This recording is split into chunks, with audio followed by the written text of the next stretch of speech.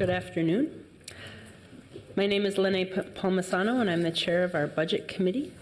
With me here on the dais for our meeting, April 29th, 2019, are council members Cunningham, Johnson, Goodman, Schrader, Fletcher, Jenkins, and Reich.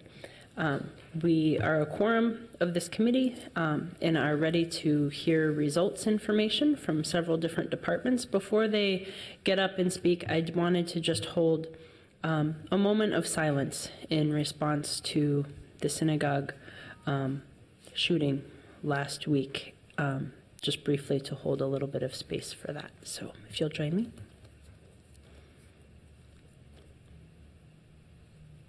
Thank you. With that, we have several committees on the docket for today. We're going to start with the HR function, and with us we have Director Patience Ferguson. Welcome.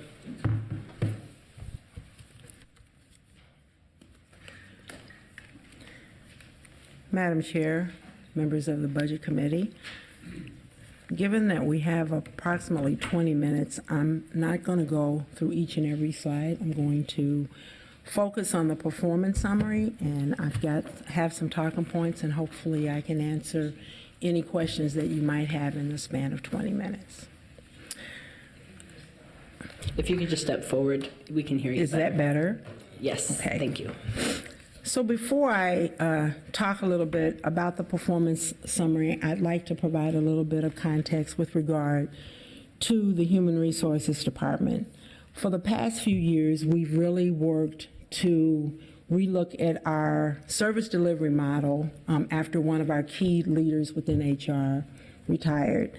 And we have really worked to become a department that, number one, is more data-driven. One of the things that Council Member Cunningham said last week was we want to, as an enterprise, not only look at what our outputs are, but we also want to look at what our outcomes are. And we've worked over the course of several years to really try to align our department to be more focused on results. One of the key things that we did is we relooked at our different divisions.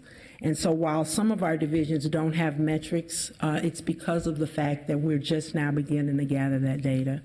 And I'm just so happy that many of my leaders are here. Every single leader that is here is a result of a promotion. Every person was promoted to the different leadership positions because we believed that they had the leadership skills to really help us be a much more driven by data department, as well as our goal is to really enhance the employee experience in the city of Minneapolis. We also added a learning and development division. In 2008, the learning and development function of the city was dismantled due to the recessions, and there were severe cutbacks. And so this is the first full year that we've actually had a learning and development division.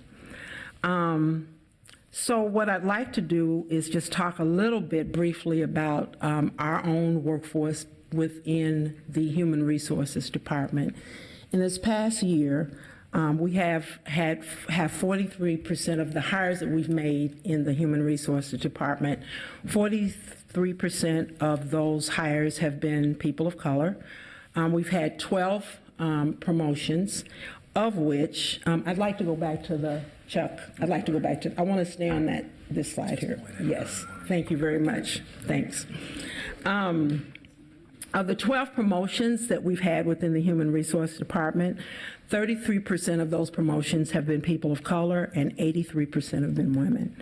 And we are, with regard to our diverse spending in every area, our spending does exceed the citywide spending percentages. So I just wanted to give that overview. As a department, we feel that we want to also walk the talk and do what we can to advance equity in the city of Minneapolis. Now what I'd like to focus on is more specific to the city as an enterprise. So if you look at what happened with regard to our hiring in 2018, 43% of the hires within the city of Minneapolis were people of color. And that's great in the sense that we've been very steady. That speaks to what the departments have done to advance hiring of people of color within the city of Minneapolis. That has been attributed to the various pathway programs that we have, including the police, fire, and public works pathway programs. It's 42% greater because we have these pathway programs. What we see is that we've had a 42% increase in terms of hiring because we're using a different hiring process, but it's still in alignment with city standards. I'd also just like to give a shout out to the fire department. As you know, we've had the EMS Academy in place for a few years. And this year, as actually last week, we were approached by the National Human Resources Organization, specifically for the public sector, because of the work that the fire department had done in terms of diversity. And Chief Friedel and Crystal Guzman, who is the HR generalist, was asked to do a webinar for a national audience of about 100 HR professionals because of that work. And we just received the evaluation forms actually today, and it just showed that we are really exceeding the work because of the work that the fire department has done. It's beginning to get national recognition because of the EMS programs. And those programs, similar to the programs in the police department as well as in the public works department, have been very effective. So that does speak to why we've been effective in hiring. But there's some other things of why we feel really excited about that. We have deepened our training around the unconscious bias in the hiring process and the interview process. We have more participation by human resources in the interview panels.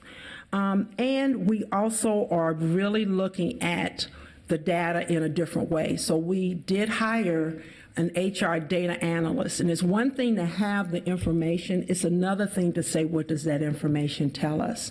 So we made a decision that we wanted to invest in that resource, and that individual is here right now, and that's really helped us to begin to get some deeper information with regard to that.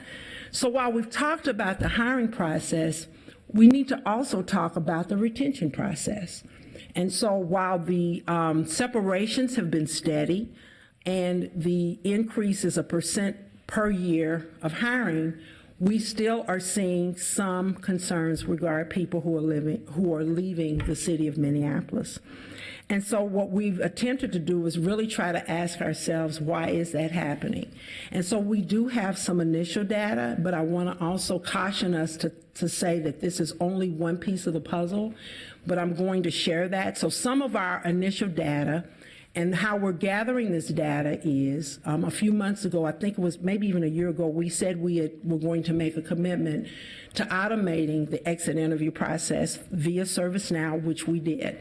And so some of that initial data, and again, it's initial data, says that why people, particularly women and also people of color, are leaving around three specific areas, the top three, I should say. One is around supervisor, the other one is workplace balance, work-life balance, and the third one is workplace culture. So those are some things that we have to look at a little deeper. We also want to look at some other things that the city of Minneapolis, specifically the departments and human resources, have put in place to really get at taking a different approach to this work. So we have an employee engagement survey, which is part of engagement. Research shows us that when employees are engaged and they feel valued and they feel welcome, there's a tendency for them to stay in an organization. So we took the engagement survey. We used to do it every 2 years, and this year, for the first time, we're doing it every 6 months. That way, departments have actionable data that they can act on immediately versus waiting for 2 years to try to move the dial on that. We also, as many of you know, have started employee resource groups, but those were not started by human resources. They were started by the employees themselves. And so we have seen some great success in the employee resource groups. We now have 4 employee resource groups. 2 of those employee resource groups, the Minneapolis Black Employee Network, and formerly the 29% Club, but is now called Women, were recipients of the Co-Star Awards and have been honored for their work, and the executive sponsors, of which Velma Corbell, Director Corbell, is one of them. So that is another opportunity to engage our employees in a different way. We implemented the Star Awards program, and that came as a result of an employee survey. And this year, I'm happy to report almost 400 employees will be honored for their work in the city. And an example of that is we all are very familiar with what happened with the homeless encampment. Well, we're also honoring those employees who had a great role in really helping to find homes and places for our residents to stay. So that's a marked increase in terms of how many of our employees are being honored for their work that really benefit the city, the people who live, work, and play in the city of Minneapolis. We also are seeing a great deal of work around our performance management program called Perform Minneapolis. I'm happy to report this year that 92% of our departments are now on board with Perform Minneapolis. We've also added a component around development, so each employee will have the opportunity to develop employee development plans or learning development plans. And then we're also in the process of working with the racial equity team in the strategic racial equity planning to look at what we call metrics of urgency, to take even a deeper dive in finding out why people are separating from the city.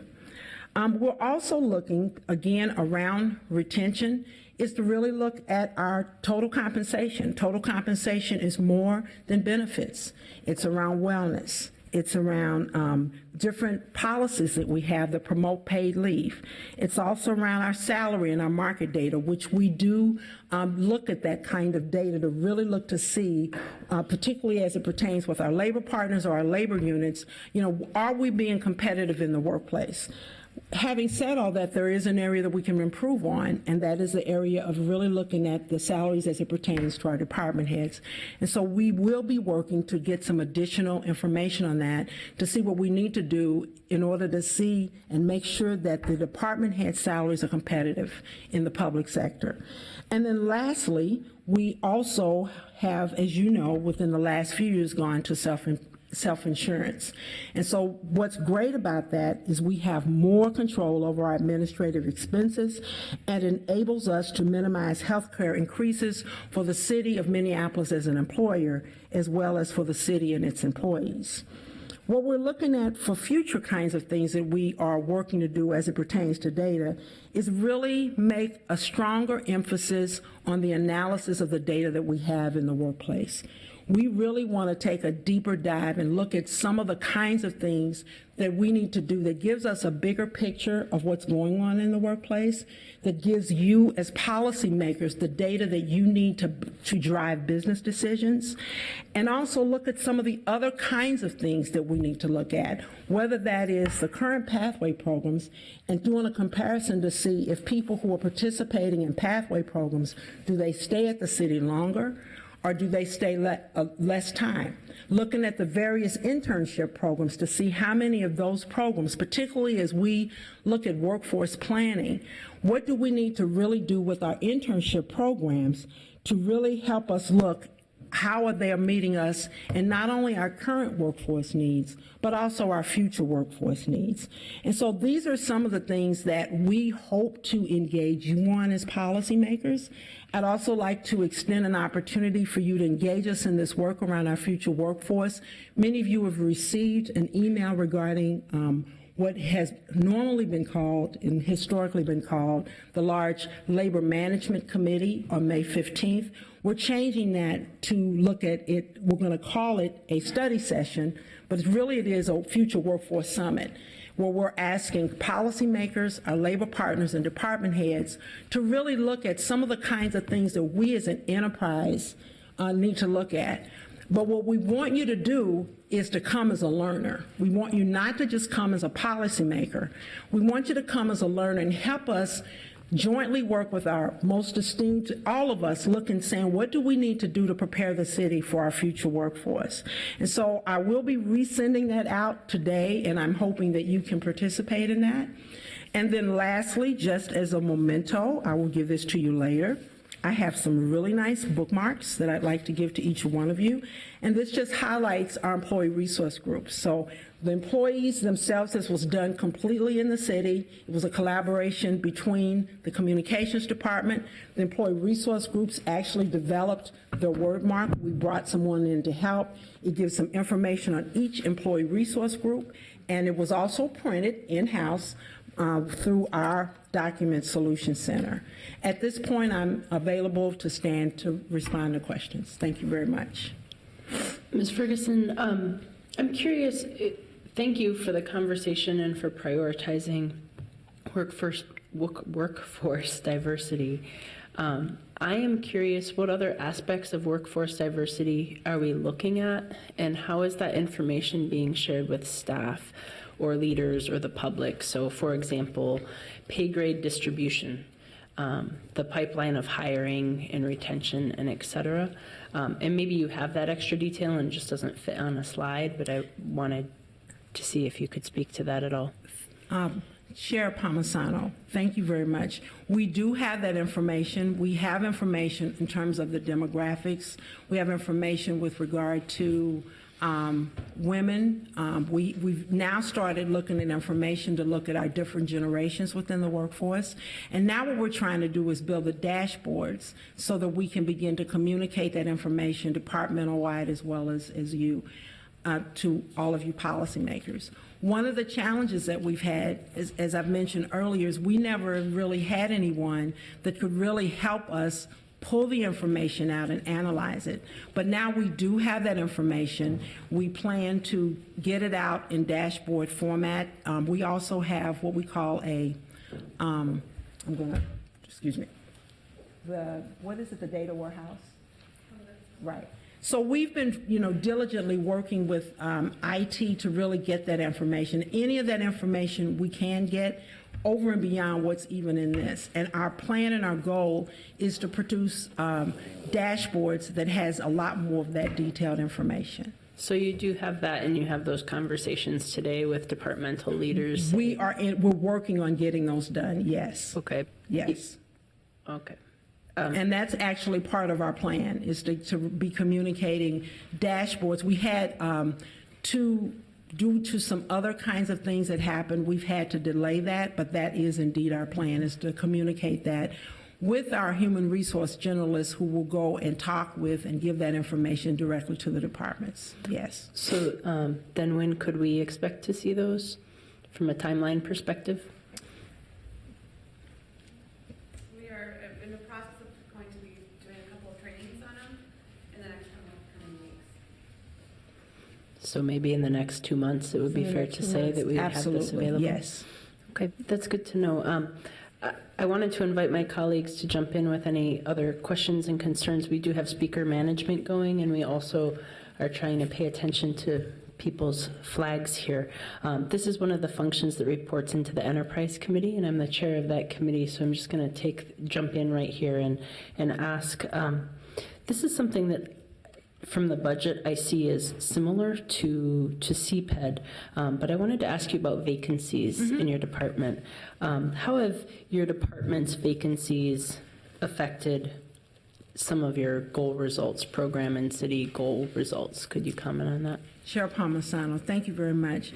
What it has done for us is sometimes, quite frankly, we have had to delay some of our projects. So if we have a project, for example, where we're looking at essential functions is a good example of that.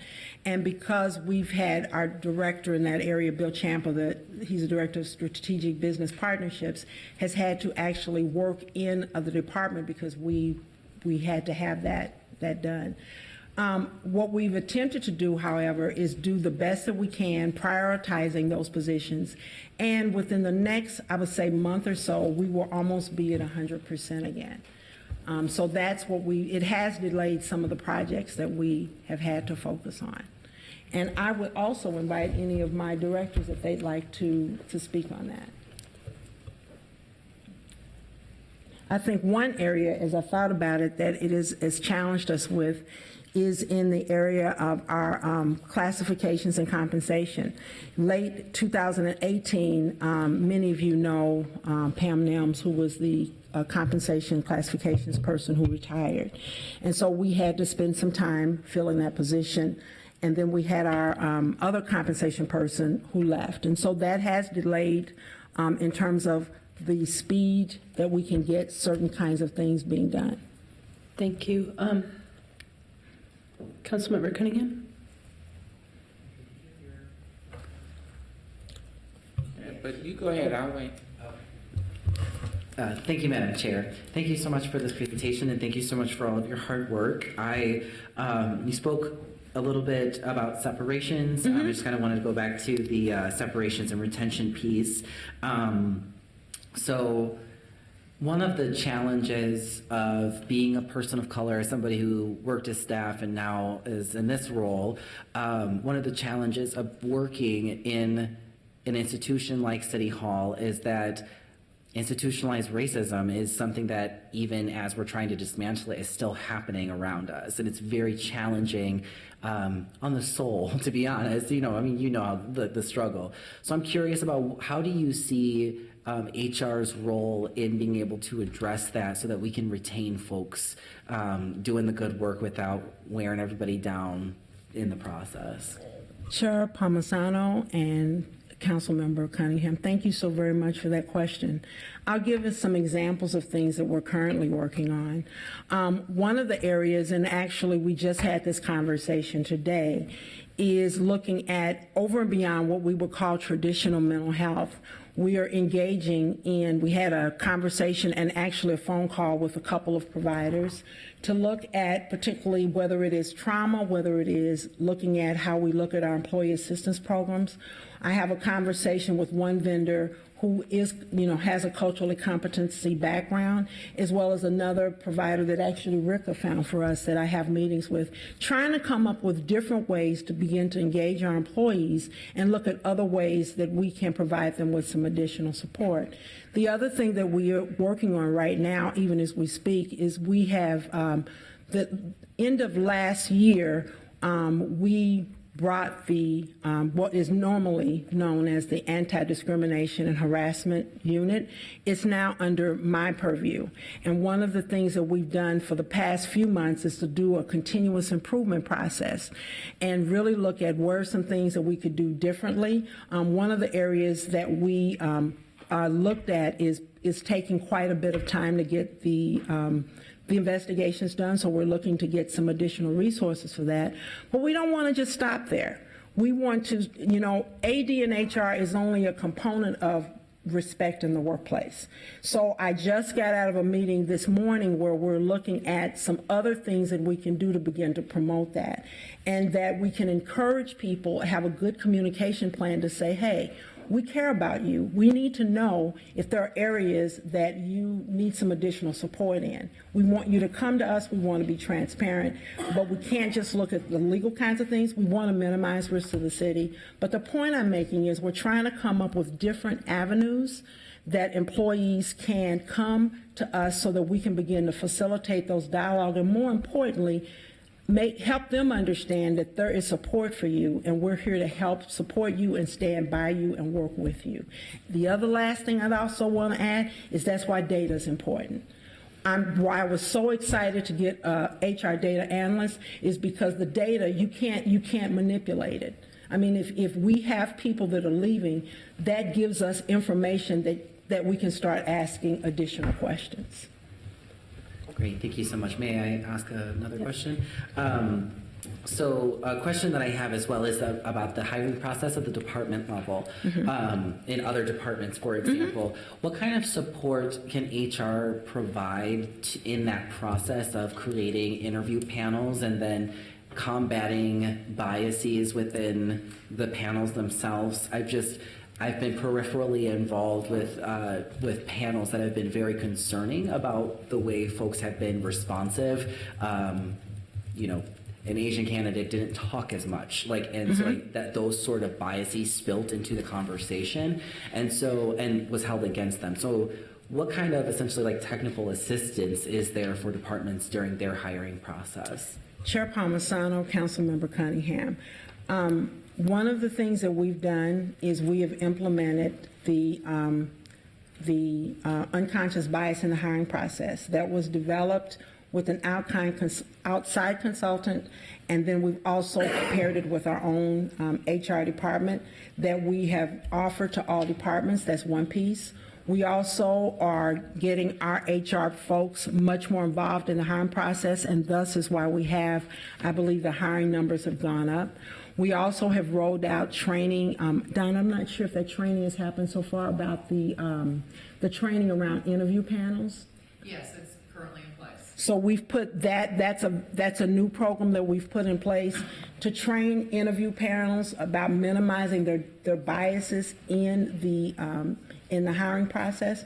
So those are some examples that we're working on, and it's a work in progress. I mean, but we are committed to making sure that we are providing additional resources and support for the employee as well as for the managers. Thank you so much. Thank you, Madam Chair. Thank you, Councilmember Jenkins. Thank you, Madam Chair, and thank you, Ms. Ferguson. I was just wondering, you mentioned the labor management summit, I Yes. think you called it, or No, pre-summit. it's the Future Workforce Summit / study session. Yeah, no, I was hoping that, I know that's going to be a very long conversation, but hoping that if you could give us some preview or highlights of what that conversation is going to entail. Chair Palmisano, Council Vice President Jenkins. I will be sending something out. I have the email out, and as soon as I get back, I'll send it to you. But what we're doing is we are inviting the CEO of Greater MSP, Peter, to give us an overview of what's happening in the region as it pertains to the workforce. So it's not just the city of Minneapolis proper, it's what's happening in the region, and then what does that mean from a talent management perspective. So that's part of it. The next part, I'll be giving information with regard to our workforce, not just demographic from a race and ethnic standpoint, but where we are as an enterprise. Then lastly, what we'll be doing is engaging each one of you, as well as our department heads and labor leaders, and going through some scenarios and really working to help us think outside of the box in terms of what we feel that we need to do in terms of our future workforce. And then lastly, giving people some tools that we can start beginning the process and deepening the process around workforce planning. We have a council directive that we had a few years ago, and now we need to start actualizing that. So we're going to really do some work and really start thinking about what we need to do to really, given the fact that we're at a 2.6 unemployment rate, we want to engage people and come up with new ideas. And so, as I said before, I will be sending that email out today that'll give even some more additional information. Thank you. Thank you. I know that we are over the amount of time we wanted to allocate for you, but I do want to get to one other question that we had talked about as a focus area in the analysis, and that's on our health plan and our benefits package. How competitive is the city's overall benefits package outside of its health plan, and how competitive do you find city salaries to be? Chair Palmisano, thank you very much. In terms of our benefits package, the pure part of the benefits package, it is very competitive. And I'm not talking about leave or any of those kinds of things, just one component of total compensation.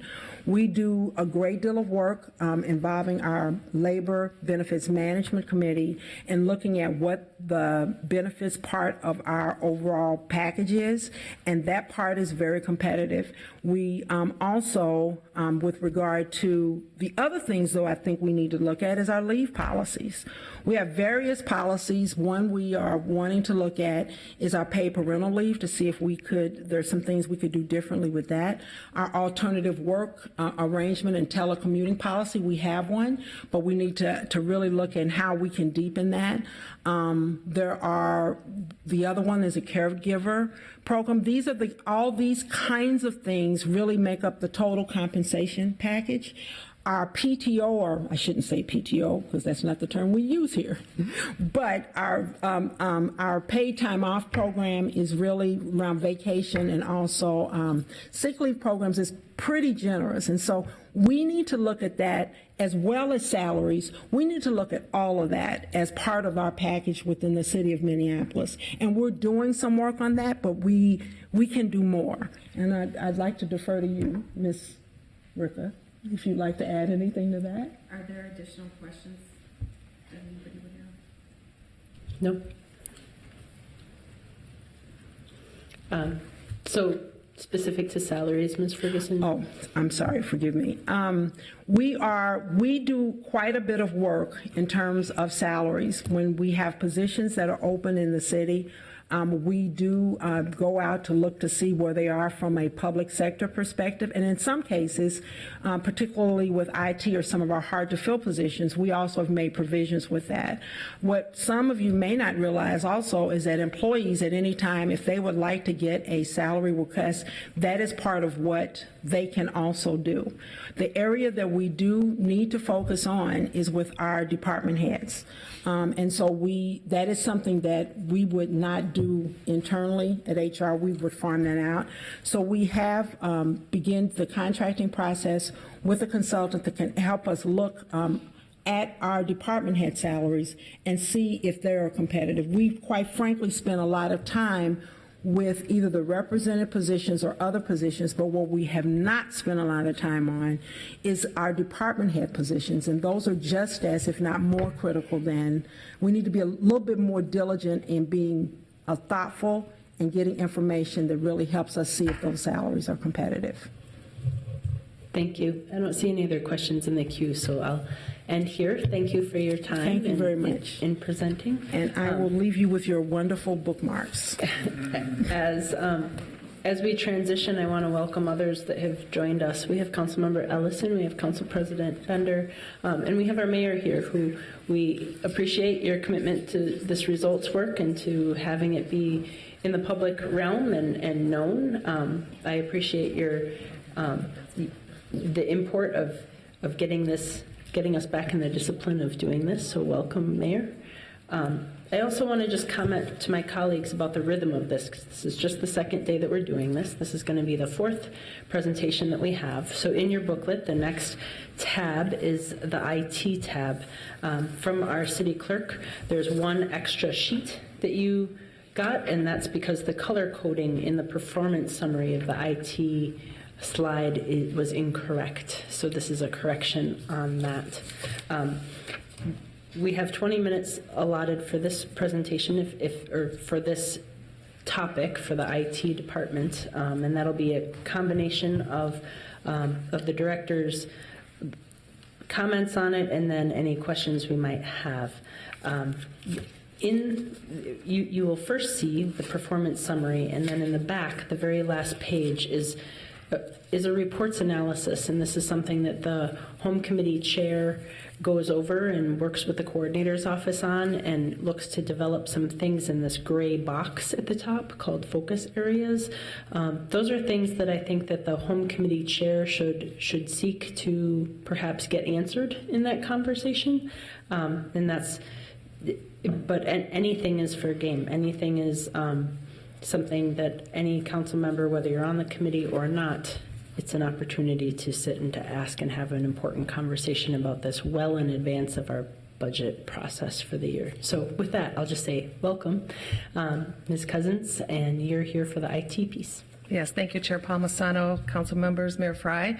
I'm Beth Cousins. I'm the Deputy CIO in the IT department. I'm currently filling the interim CIO role.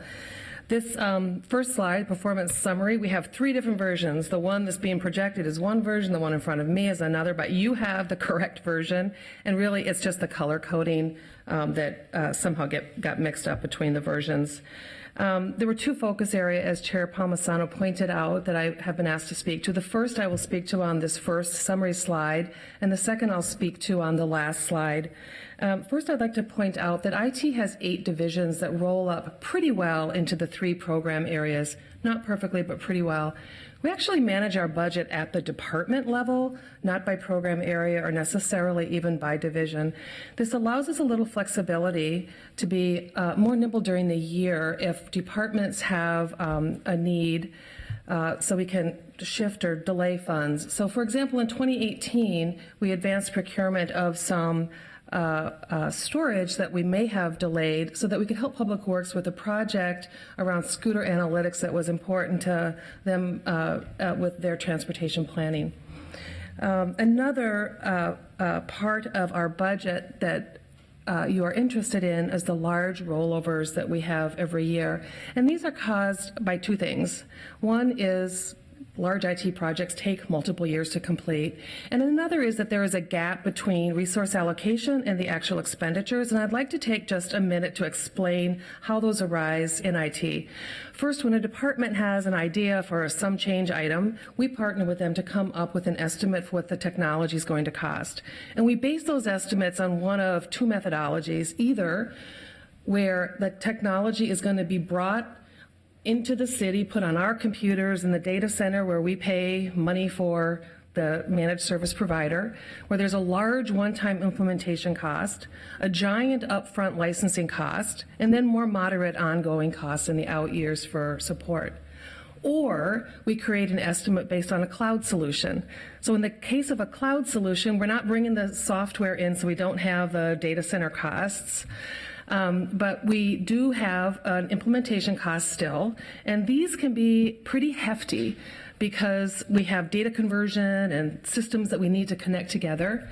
And then the ongoing cost is what's really large every year because we're paying for our licenses in a subscription model.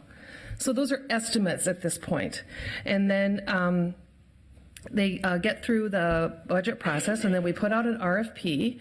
And the RFP process for IT projects is lengthy. So we work with the departments to understand what their requirements are. And it's not as simple as just them listing them and we record them. It's often a period of discovery. The departments are usually thinking about how they can improve things and change their processes. So once we get through that process, we document it, and there's a review and approval process. The RFP gets published, and then it sits for maybe 3 to 6 weeks until we get the proposals back. And then we go through a process of down selecting until we finally negotiate with one company, possibly 2 if we're entering competitive negotiations. And it's at that time, though, that we know what the true costs are going to be, and we have to look back to see whether there was a gap in what we estimated. And before the contract can be executed, the ongoing, all costs, including the ongoing, how they're going to be funded, have to be identified. And I know that you've experienced some of having to resolve those. So as long as we have this gap in resource allocation and expenditure, and as long as we have large projects, we will continue to have rollover requests every year. Now, you may have noticed that in 2017, we had an especially large rollover request.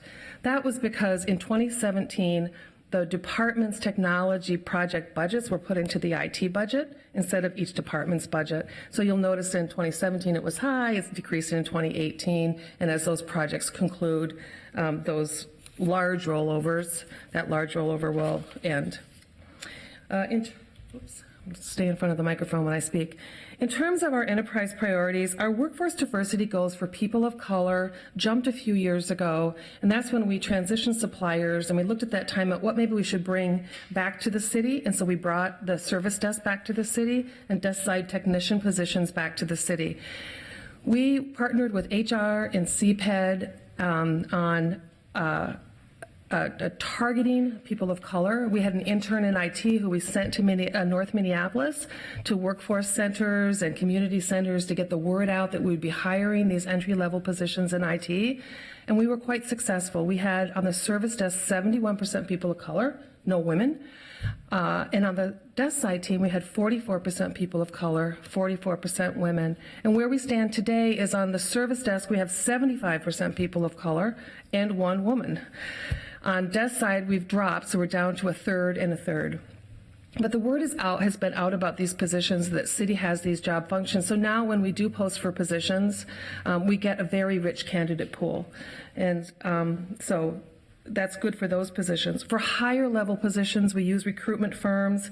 We reach out to professional organizations. As Director Ferguson mentioned, we have a hard time filling some of our IT positions. They're very competitive. We're lucky sometimes to get a qualified pool, and so it's really hard for us to meet diversity goals as well in that area.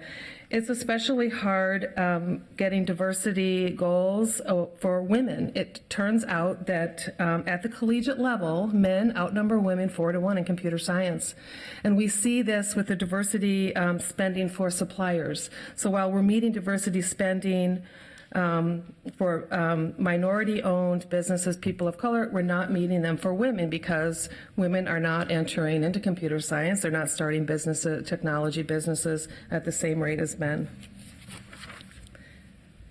So for the department priorities, we messed up and put our 2019 department priorities in the presentation. Our department priority for 2018 was to increase our capacity to take on technology projects. What has been instrumental in helping us improve in that area was the IT governance process that Nuria talked about last week, that kicked off last year and that is evolving. That is helping us to throttle the volume of IT projects coming forward and to also ensure that we're working on the right projects. So that's helping with our project capacity. What's not helping is we still have a very large number of incidents. I'll talk about that in another slide. And then for 2019, I'll talk about this next year, but we do have a cybersecurity project, and so our initiative that we're focusing on, we're putting more protective technologies in place, and we're going to be training our workforce on cybersecurity issues. The other is around data and analytics, so we want to provide the data that is understandable and accessible to the department so that they can be more confident in their data-driven decision-making, as well as feel comfortable with the quality of data so that they're more willing to be transparent with the public about the data. So infrastructure services provides the computers, the network, the security, and staff to support the city's around 500 applications. When city employees call the service desk for help, each contact is tracked as an incident. So that's our measure for this area, is the number of incidents that we have. And what you'll notice is that the incidents have increased pretty significantly by 35% from 2016 to 2018. Yet we have pretty good compliance in terms of the service level that we commit to responding to these incidents. Another reason that I would just point out about these incidents mattering is when staff need to call either to get a technology question answered or to resolve an issue, it's taking time away from their other important work. So we recognize the importance of getting this number down. So a large number of the calls to the service desk were the result of security protections that we've been putting in place. For example, the more stringent 16-digit password, which we're looking to reduce next year, but more to come on that. The service desk agents were able to resolve these sorts of low importance calls on the first time, so we were able to maintain service levels. I think the other thing to point out is in 2016 was the first year of us having a service desk. We built that function from scratch. And in the ensuing couple of years, our staff have become more skilled, they've become more knowledgeable, and so they're just able to perform better than they were in that first year. That has helped us keep up our compliance levels around incidents. Workforce Enablement Services provides support of the city's IT systems. These are also where we have experts who design and operate technology processes, solutions, and projects. And the measure that we have of IT systems being within their useful life is whether the technology continues to be enhanced for its intended business purpose and maintained by the supplier. What you'll see on the colored slide is we have the year 2010, so you can see where we were in 2010, and then we jumped to 2016, 17, and 18, so you can see how we have improved. We collaborate with departments every year to understand for these technology systems what their remaining useful life is. We work with suppliers to understand where they are, and then we decide with departments whether the system should be upgraded replaced or consolidated. Consolidation is important because it's a way for us to better control our costs. We can have fewer people supporting a technology than if we have multiple different technologies. And it also is more cost efficient in terms of licensing sometimes, paying for the data center. And so some of the areas where we have consolidated technology are around the use of SharePoint and Smartsheet. These are two technologies that have been very popular within the last couple of years. They're replacing some of the online forms. Smartsheet can do surveys, and the departments are using them to improve their workflow and business processes. Patients mentioned ServiceNow. So when we brought the service desk and desk side back, we got a new cloud system called ServiceNow. And we're leveraging that in multiple areas in the city. So we provide IT, we call it service management on it. HR is providing their service management on it.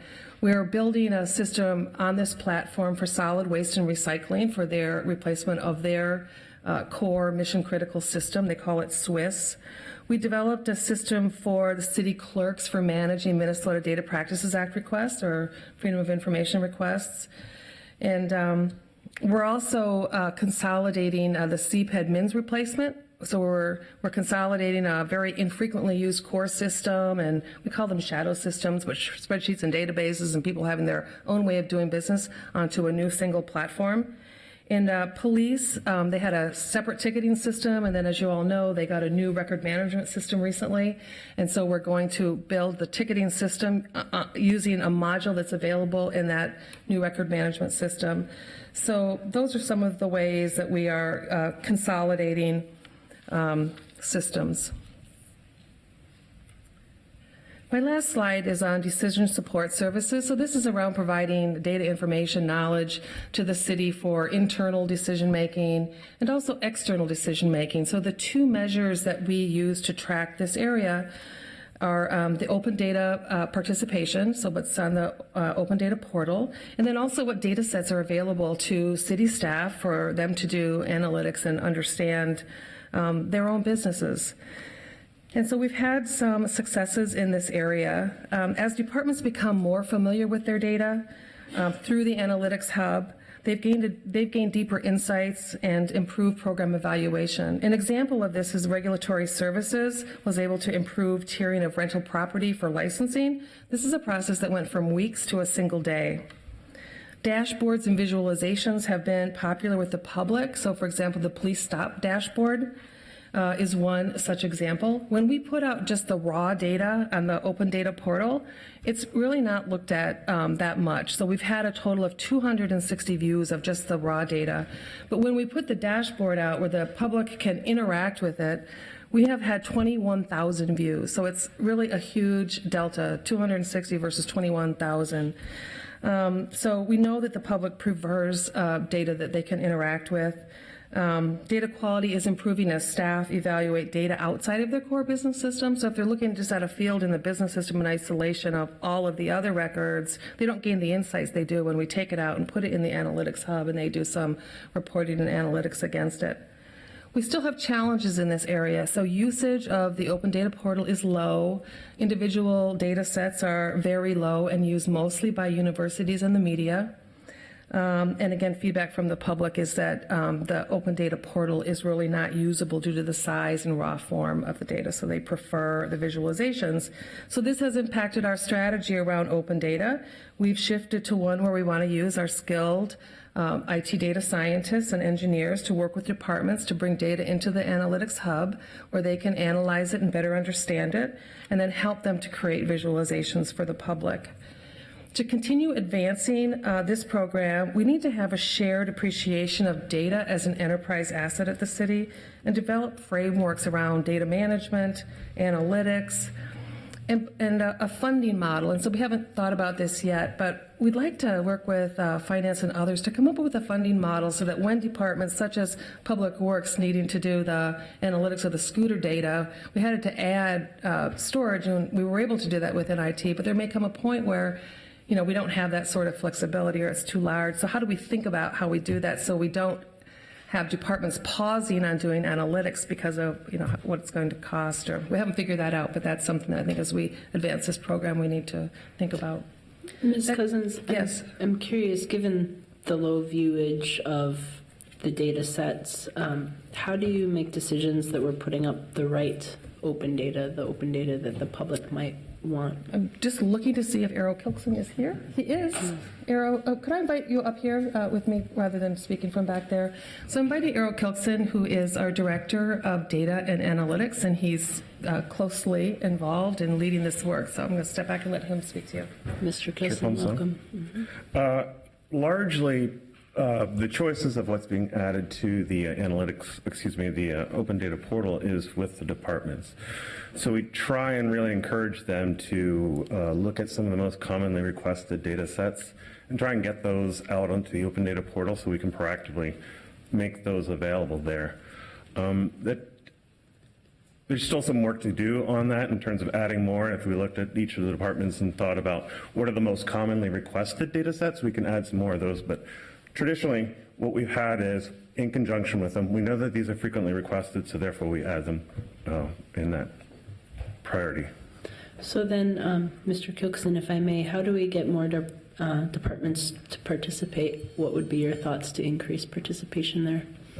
Chair Palmisano, part of going towards the analytics hub is by getting departments familiar with their information. And as they become more familiar with their information, they feel more comfortable putting some of that information out onto the open data portal or through visualizations, and preferably both, because we want to hit both audiences. Some of the ones that want to look at more raw information, and also the ones that want to interact with some of the dashboards. As they become more familiar with it, and through that, as Beth had mentioned, data quality is improving. They'll feel more comfortable about putting those data sets out onto the open data portal. And just by confidence, improving the data quality and then bringing more of it together so that they can work with it and be prepared to respond to some questions that might come with that data set, those data sets being released. I appreciate that. My feeling is that data added by departments sometimes has been stagnant for the last few years versus growing. Some cities have policies saying that after data sets have been requested 3 or more times, that it just automatically becomes part of the open data portal. And I think that's an interesting maybe policy consideration. I'm just curious, do you have goals in terms of open data or open portal stuff for the IT department? Our goals primarily are around visualizations. So we don't have a number that we are trying to achieve in terms of open data. Mm-hmm. Okay, thank you. Councilmember Fletcher. Thank you, Chair Palmisano. So I just wanted to clarify, I appreciate the move towards visualizations, because I do think that that's how a lot of people are going to interact with a lot of that data. But I want to make sure it's not an either or choice, because I actually think that the access to APIs and raw data and the ability for some of the collaboratives like Metro GIS and some of the other ways that people are able to innovate because they can access a high quantity of raw data and do some interesting things with it is really, really important. So are we maintaining our focus on the accessibility of that data at the same time? We're not putting the open data out there. So whenever we put a visualization, we still have the raw data available. Same data set. Yeah. Great. Thank you. Okay. Councilmember Johnson. Thank you, Madam Chair. I'm really glad to hear that it's both in this case. I also appreciate the move for visualizations, especially for internal departments, but I think it's really critical from a public empowerment and a public trust and a public transparency aspect that we have data out on the open data portal. And in fact, I'd really love to see the city hosting some events with the tech community and with coders, and also doing some more focused efforts around how to make this data more usable. I know I've been out there, and for instance, we had police incident data that was separated out by year, and so it made it more difficult to be able to work in between the different data sets, for instance. I would also ask, can you name some departments that haven't put any data out on the open data portal? Are there any that haven't done so yet? I'm sure there are. Arrow? You could be the bearer of that. When we view it, so Councilman Chair Palmisano, Councilman Johnson. When we view it strictly from the open data or the raw data sets, finance and the attorney's office are the two who haven't put raw data sets onto the open data portal thus far. So finance and the attorney's office, how long has it been since this council passed the open data policy? It's November of 2014. Was it 14? Yeah. So almost 5 years and two departments have not put, is it fair to say they haven't put any effort into this, or that they just haven't gotten any data out there yet? And I guess it would be great to know from those departments, why? Why after almost 5 years does the public not have any access to their data despite this body unanimously passing an open data policy? So speak to OpenGov. Oh, yes, yeah. Councilor Palmisano, Councilmember Johnson. In the case of Finance Department, I wouldn't say that they've made no effort, because they are using, over the years, they've used OpenGov as a visualization tool. And there's an advancement with OpenGov, the tool, in this past year. So I'm expecting that there will be some raw information to be added to the open data portal. Attorney's office comes along the lines of being careful about what information it is included into the open data portal. I can't speak specifically to them, and I think that might be a question. Yeah, I think that's one that when they come up, I want to make sure we flag that and ask them directly, because that just seems like I'm at a loss for words. I mean, it's so disappointing that after all this time, nearly 5 years, there wouldn't be some data out there that could be shared that would help the public in increasing transparency and allowing the public to better participate in their governance and in local government. So that's very concerning. On a let's just, at least to be fair, let's put out on a positive note, who's done the best around open data participation?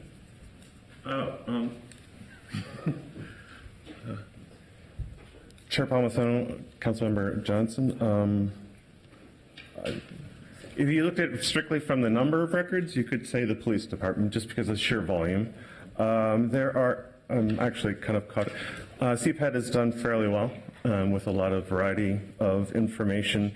There are a lot of, in the case of CPAD, there are a lot of GIS layers that are used for boundaries and this sort.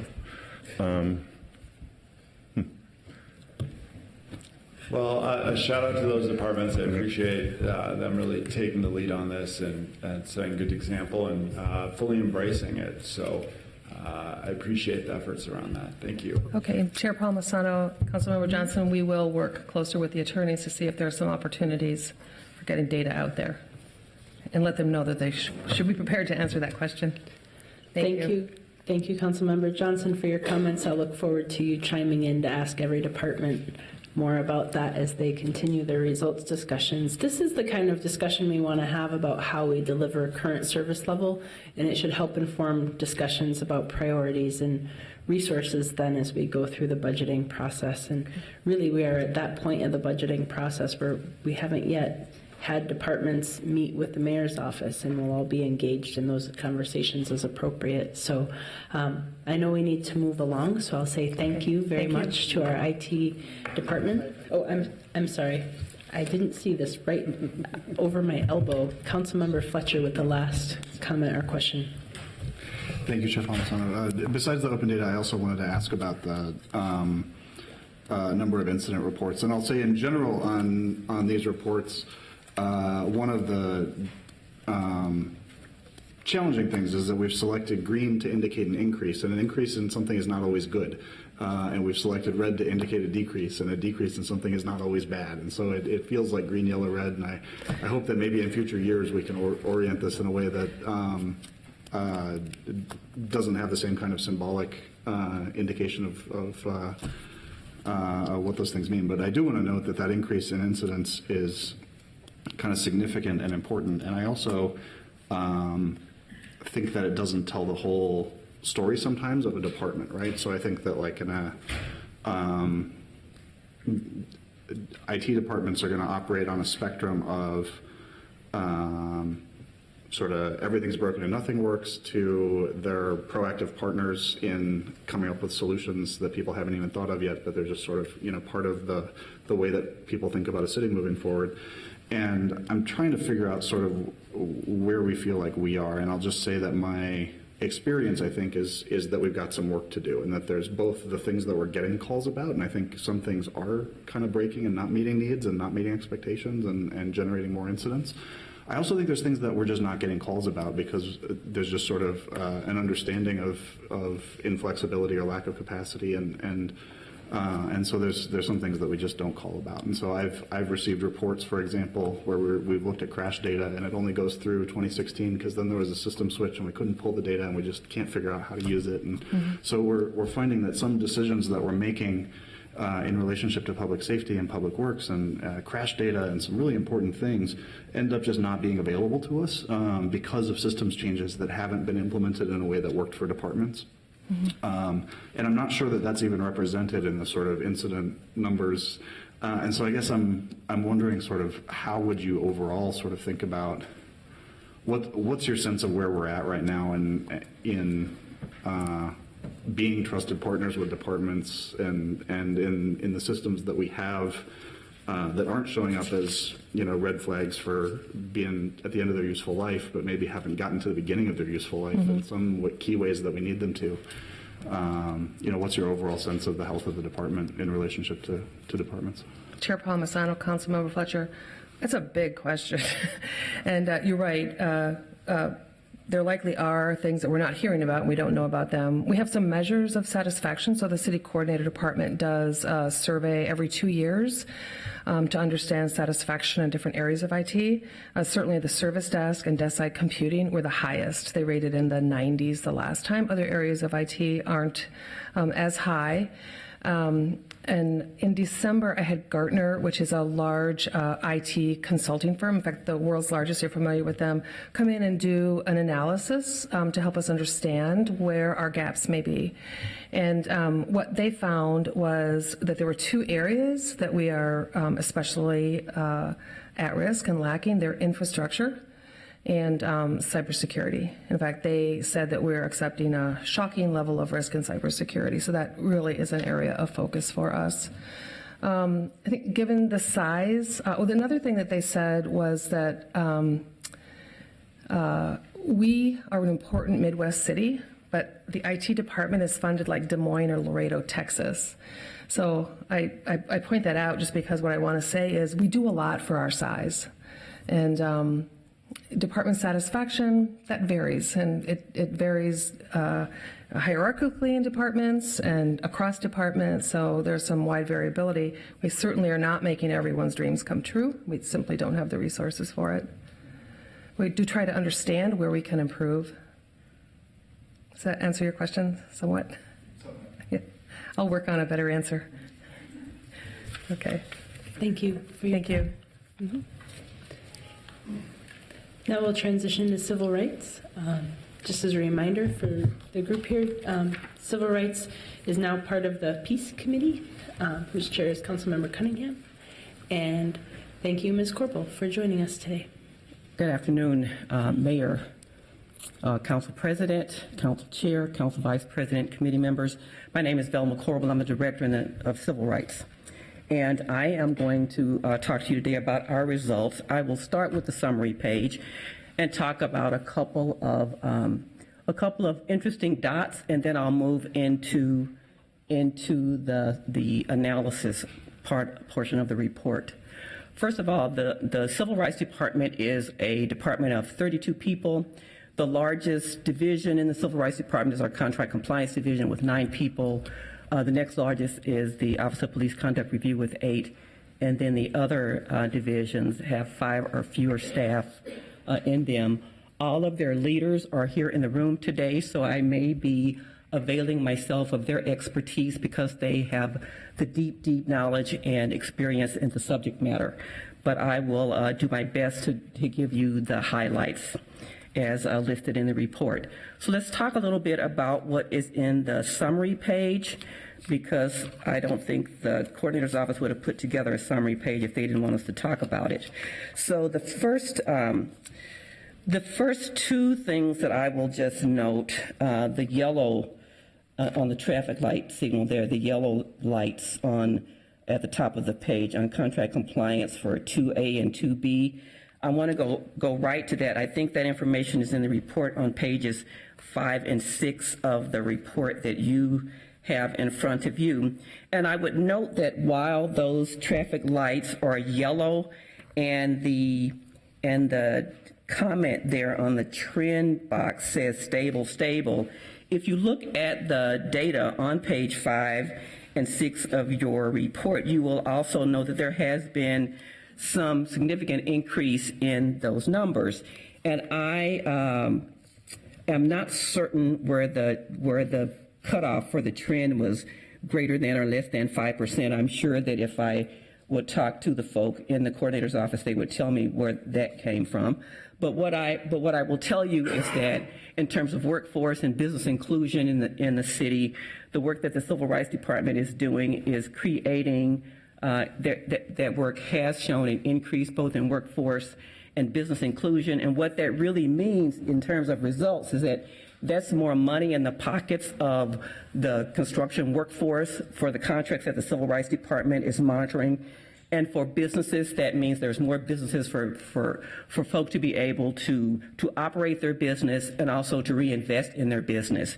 And 1% is a significant change in these areas.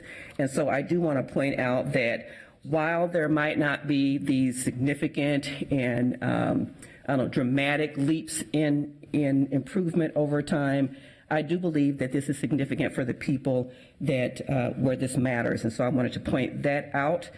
And then the other thing that I would point out to you is the dot there on the Office of Police Conduct Review. That is a red dot. That data is for the discipline types issued by the police chief. That is outside of the department's control and may appropriately have shown up in the police department's results, but I don't know when they're coming in front of this committee. But that is about when the results of complaint investigations are referred from the review panel where the merits of an allegation are decided, and that case is forwarded to the police department for the police chief to take action. Now, I will tell you that I have talked to the police chief about this, the performance in this area, and what I do know is that there is not an intentional attempt by him to subvert what is happening with this. Just like everything else in the city of Minneapolis, is driven by stability in the workforce. So whenever there is turnover, there's new staff, it just takes time for people to become familiar with what's here. And so this is a factor of some of the turnover that's happened at the leadership level in the police department. So we know why this is happening, but so I wanted to give some context to the traffic lights on those pages. I will also tell you that as we start to go through this report on page 3, this is on the workforce and spending diversity. I will tell you that the Civil Rights Department is a very diverse department. It is, I would venture to say, probably the most diverse department in the city of Minneapolis. It's a value for us. We want to be reflective of the population and demographic in the community. We don't think we would do our work well without that. So we're very intentional to work with the Human Resources Department to make sure that we are creating diverse applicant pools when there are jobs that are open in the Civil Rights Department. And we are also, I also like to promote from within. So there's not a whole lot of opportunity in the Civil Rights Department with 32 positions and highly specialized. But my division directors and I do like to give people the opportunity to grow and learn and increase their professional capacity. And then we do like to provide people the opportunity to move up as much as we have the capacity to do so. So you will see the diversity numbers in terms of workforce and spend on that page. I would, we've talked about contract compliance a little bit. That's on page 5 and 6. I will be happy to entertain questions about any of that as we get to the end of our time together. The Office of Police Conduct Review You probably know more about the Office of Police Conduct Review. That seems to be the division that comes before the City Council most often. But I will tell you about the results are always stellar. The complaint load keeps growing. Thank you for the resources that the additional resource that you provided to the division in our 2019 budget. But I can tell you that the workload in that division continues to grow. And so in the last year, from 2018, the complaint load has increased 75%. And I know that some of you will be getting a report on the body camera analysis in the next couple of weeks or so. The body camera activation number, I think, is around 94%. That has a direct implication for the capacity of the workforce in the Office of Police Conduct Review. The more you activate the body cameras, the more officers are on a scene. When there's a complaint, there's a lot of body-worn camera footage that has to be reviewed by a body camera analyst. With the complaint load increasing, you can just see kind of the correlation there, and we can talk more about that as well. As we continue to go through the report, the next couple pages are about our Complaint Investigations Division. As you know, that's our traditional civil rights division where we take in and investigate complaints of discrimination that are filed by folk from the community. As with all the other divisions inside the Civil Rights Department, the workload in that division has increased as well. I think the number that I received from them is that their intake is up 237%. And from that intake from 2018, their complaint filings are up 50%. And so they are doing a great deal of work. What I can tell you, too, about the Complaint Investigations Division in terms of results is that in the last year, in 2018, they did recover $417,000 for folk who had been the victims of discrimination. And so I think that in terms of outputs versus outcomes, one of the outcomes you can see there is that we are bringing some justice to folk, and in the form of restitution, putting some money back in their pockets when they have been when they've had to forego that in the past. Continuing on, in our Labor Standards Enforcement Division, as you know, that's our newest division, created as a result of the workplace regulations that can save time and minimum wages. That group has also been growing over the last couple of years. It's up to 4 now.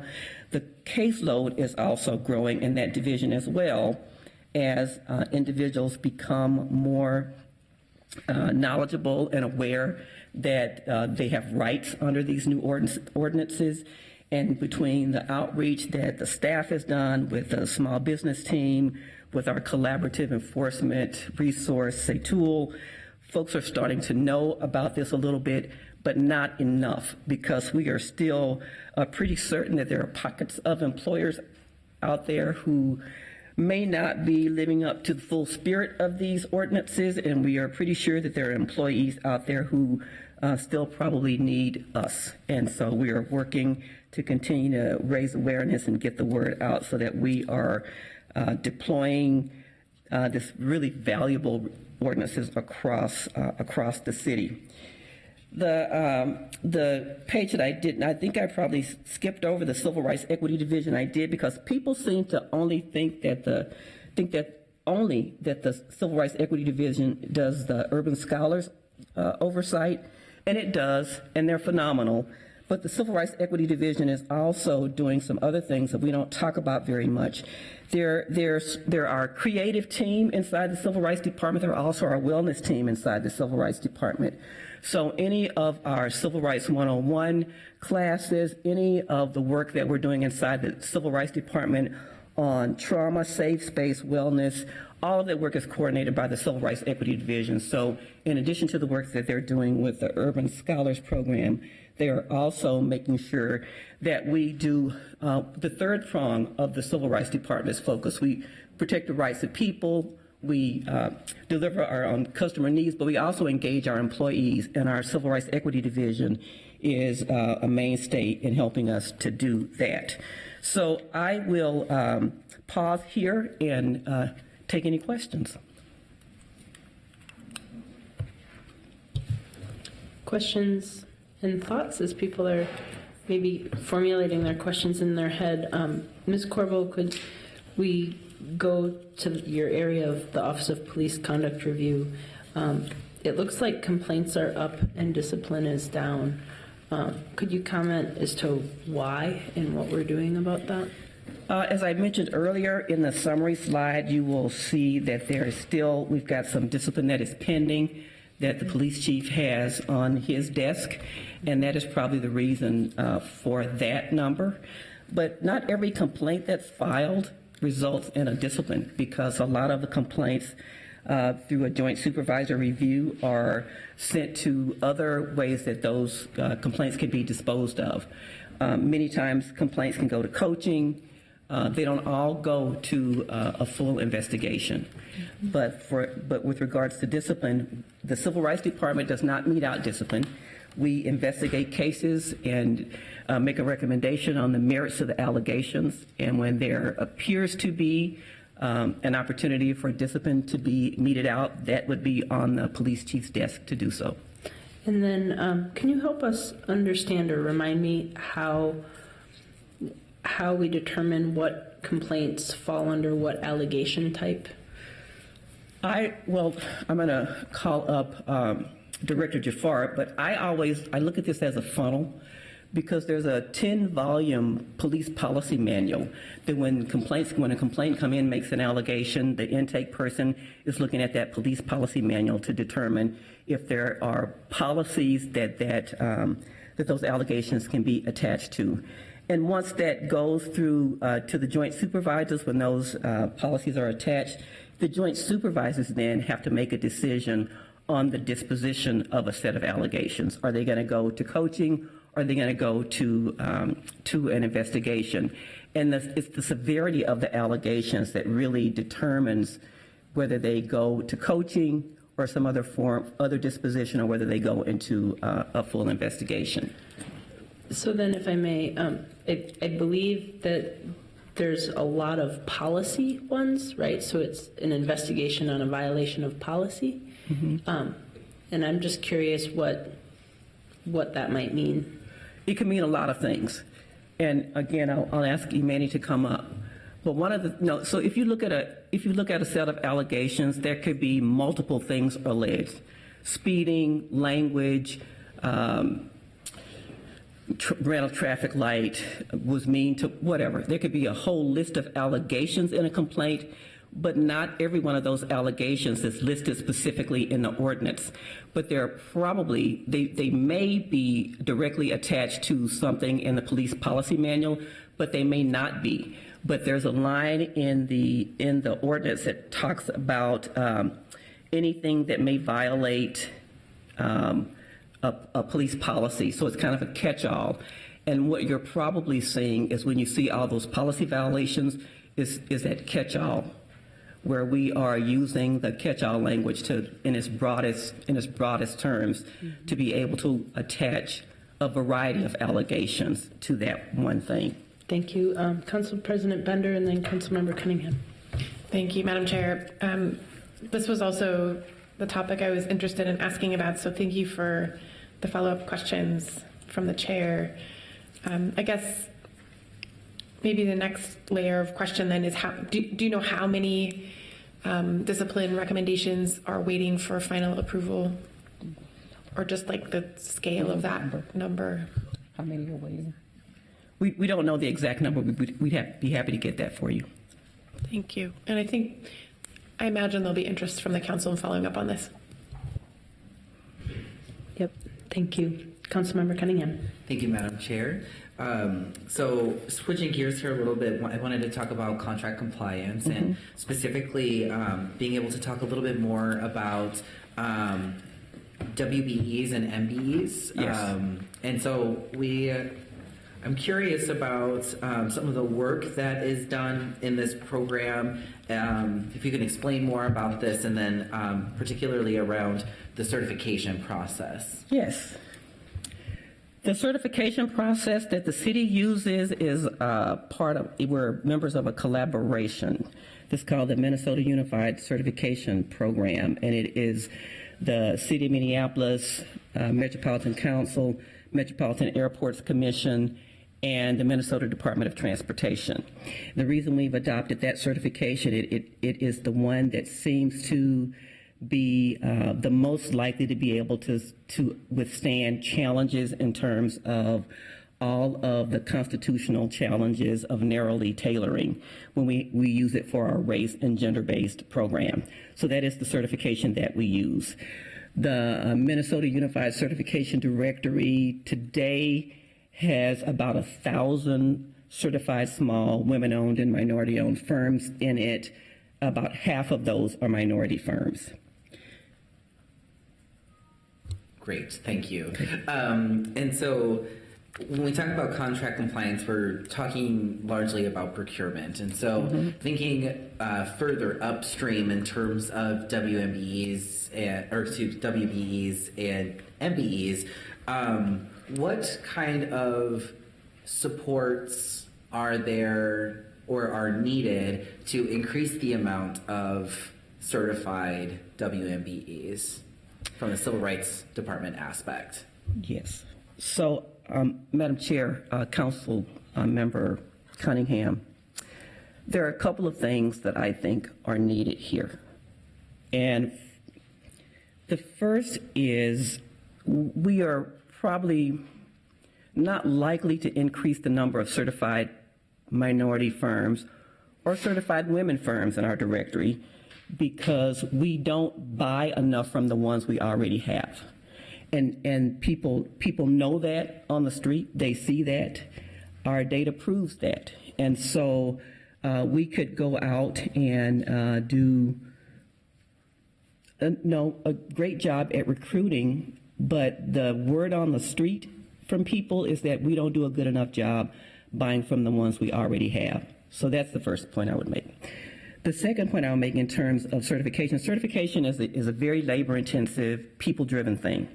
So when we're talking about the recent staff direction and the value for increasing the number of certified minority firms in the city, it would take people who want to put in their applications to be certified, but then would also take people to be able to do those certifications. And we certify in a raw number just with our own staff, not the team, but our staff here in the Civil Rights Department, between 25 and 30 businesses a year.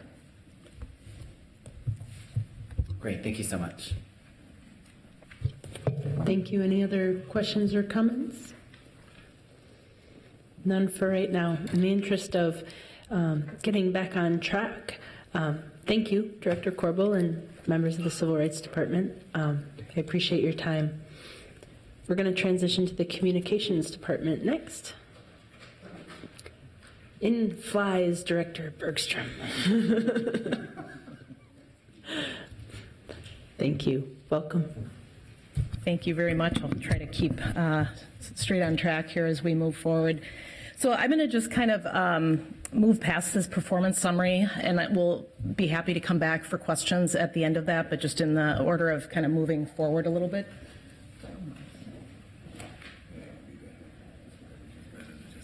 Okay. So again, happy to be here to present an overview of key data points from our department as an update to the original data that was presented in 2018 in different format. I'm Greta Bergstrom, the Director of Communications, and we'll kind of walk you through our enterprise priorities here. In terms of workforce diversity, we have a department comprised of 12 FTEs, 11 of which are currently filled, and we will be working on filling that 12th FTE. While we currently meet the enterprise goal of 45% women in our department, we have 55% female identifying. We do not meet the hiring goal of 41% staff of color. We only have 18% staff of color, and we take that seriously, and we'll use that opportunity with the open FTE to make sure that we are aggressively promoting the position and hiring appropriately. Our department, I can tell you, is a little bit smaller than some. Historically, we've had fairly little turnover, although a little bit more in the last 3 years or so. We have filled 3 open positions in the past 2 years, 2 women and 1 male position. I can tell you that this remains a top priority of our department as we move forward and working with HR department as well in filling that. In terms of our spending with diverse suppliers, City Communications does not meet citywide goals in terms of percent of spending with diverse suppliers, specifically spending with minority-owned suppliers. 4,000 or 9% of the 43,000 we have in total supplier spending figure. We do meet the citywide goals for non-minority, women-owned supplier spending, much of that kind of in the graphic design category. We have a little bit less discretionary spending via our overall staffing of staff support. That said, what we do spend a lot on, percentage-wise at least, is in companies that provide AV equipment and support, especially for council chamber and our audiovisual department. There isn't really a truly broad set of suppliers for these services. We are constantly looking at those, and as we go out for RFP for those services and that equipment, that is definitely top of mind, although we tend to not have a lot bidding on those. In some cases, one contractor might come back for bid on those. So that's definitely an opportunity. Where we have had a little bit of success over the last couple of years is in expanding our contracts with cultural radio. The spend here, what is reflected here, really isn't captured, as last year in 2018, the 4 contracts that we had with KLY, Somali American Radio, with La Raza, Spanish language radio, Hmong radio, were carried under the coordinator budget, and so it wasn't reflected in our budget. In 2019, council and the mayor did place that budget under city communications, so I expect going forward that will be there. We are also looking at ways to expand those very vital channels to our non-English speaking audiences as well. We did add a program in 2019 this year on KMOJ, so 360, Minneapolis 360, which is twice a month. And so we're continuing to expand contracts and our channels to communicate with in that capacity. In terms of department priorities, starting last year, and actually about a year before that, we've been focused on becoming more proactive. We've been focused on becoming more strategic so that we're marrying our tactics, which I think in the past has been very tactically led. We are working much more with department clients in identifying their upfront goals and objectives. And I think especially in a data-driven environment, making sure that we are very clear at the very beginning on what are you trying to achieve, how do we think communications can move the needle, over the next 6 months, over the next year. And so we have a few tools in place for doing some of that work and are doing more of that. We do have 3 key buckets of work that the communications department focuses on: media relations, kind of the traditional back and forth with news outlets, with reporters, press conferences, messaging, that work. Digital communications, which of course has risen up in importance and volume of work, and I think also effect. I think we've had some good success in that area. Everything from visual content to video content to social media. So that is definitely that is our top priority in the department. And then our second top priority is with strategic communications that I just started to mention as well. In 2016, I can tell you in terms of digital communications, we repurposed a traditional media relations position to be a digital media strategist position to really guide the department to develop strategy and to grow our footprint, and especially with digital engagement, social media in particular. I think we've been pretty successful. That's definitely something we want to keep our pedal on the accelerator in that terms and keep working in that way. In close collaboration with IT, the new city website that is under construction to be launched at the end of this year is a priority for the entire enterprise. It serves as our front door to news and information. We'll have a new search feature so that people can actually go and do self-service, because we know people want to get their information when they want it, whether it's at midnight, whether it's at 5 in the morning. They want to be able to come find the information that they want on their own terms. And so that will be launched at the end of this year. In terms of video services, which also falls under digital communications, we are on track to broadcast about 310 live city government meetings this year. We had about 25 to 30 more meetings than we had in 2017, and we see that actually growing. This meeting in particular would be an extra meeting that is providing additional transparency to the public, and which is live broadcast, and I think that's important. So that work is obviously very important and continues to grow. Just for a little perspective, Hennepin County airs 48 live meetings annually, and the city of St. Paul 175 live meetings. So you can kind of get a little bit of a sense of the volume of live broadcasting work that we do to make sure that the public's informed about our decisions. Using video on social channels, so we're really moving from just video on TV and on public access TV and on government broadcast to shorter form content, 30-second video, 45-second video, a minute video that people can get through Twitter, through Facebook, and to make sure that that's usable, engaging content. And I think we've put a priority on better quality, more engaging videos, and sharing directly to social networks where people can then click on that, share it themselves with their own networks. Our digital communications, which does include social media, visual imagery, video content, live broadcasts, including an expanded array of kind of Facebook Live topics. So when we're trying to do more community engagement, we know that people are time pressed. They are not always able to attend a meeting in person. They are not always able to spend 2 hours at something. But if they have an opportunity to watch it on playback, if they have an opportunity to see it live streamed through Facebook or in another way, that's a place for them to get that information, perhaps to weigh in later with their council member, maybe later with their networks as well, and so that they can also be included and get the information they want.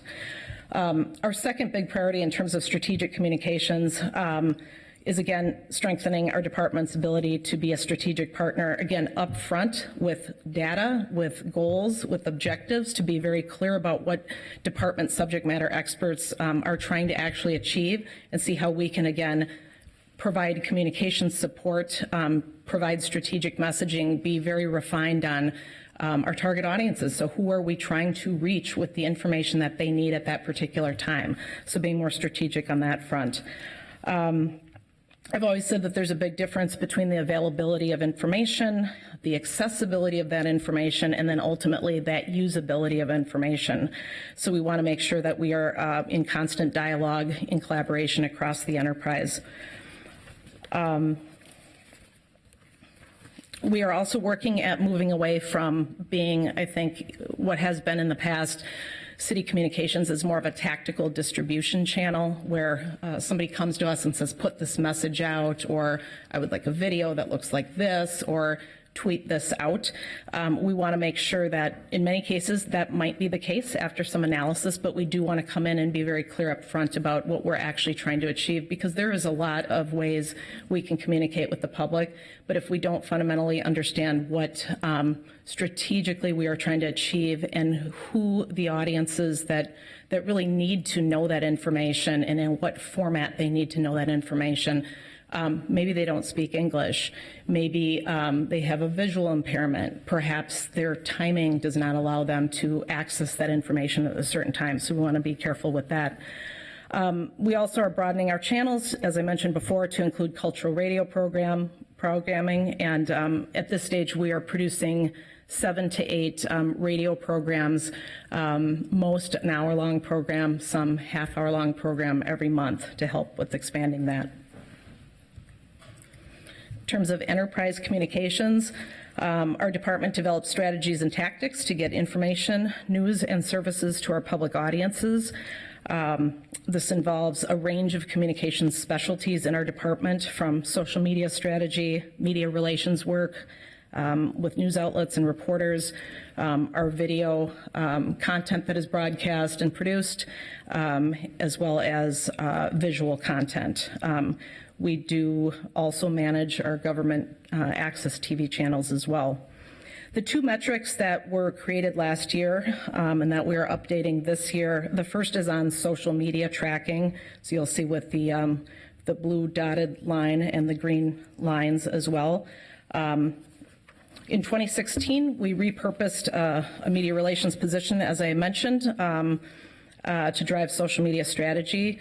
I believe the results here are in a positive upward trend. We are continually trying to refine the types of content that we are pulling from across the enterprise, again, making it as relevant as possible, understanding target audiences, timing, goals, and that. I think the city's social media engagement has been reflective of the public reach of content that is shared, and as that mix of content is more relevant, more useful, shorter video content, more visual content, I think it is helping definitely with the amount of engagement on our social media channels. The blue lines obviously represent Twitter followers and impressions. The green lines are representing Facebook. And I think what's important to remember is we're moving from a time where success was tracked largely on number of followers, number of likes, and really it's utilizing that, of course, because that's your networks, to make sure people are actually interacting with the data and sharing that data and actually acting upon the data as well. The second metric is really on responsive media inquiries, kind of reactive media inquiries. The metrics are largely a workload metric. The blue bars show media inquiries by month over the past year, and the green line shows percent of inquiries that are actually closed on the same day. And depicts, again, the responsive workload of our two media relations staffers. I think what's important to understand is that we have a responsibility to be transparent and responsive with all public data to news outlets when they reach out, and that varies. I mean, there's a week where we're inundated with something. I know with the parking meter changes last week, I think we had a volume of like 20 inquiries in the space of maybe 2 days, and so that spikes up. Some of those are very easily able to obtain the accurate information, get that data right back out to the reporter, for instance. In other situations, we have maybe a voluminous data request that comes in that could take days, could take weeks. In some cases, we all know it could take months to source that information through emails across the enterprise. But to some degree, our media relations specialists are working at all times with the news media to make sure that we are intaking, we are tracking that data, we are tracking our responsiveness. We work closely with the city clerk's office as well in their records division to make sure that we are being as quick and responsive but accurate as possible in getting that information back out.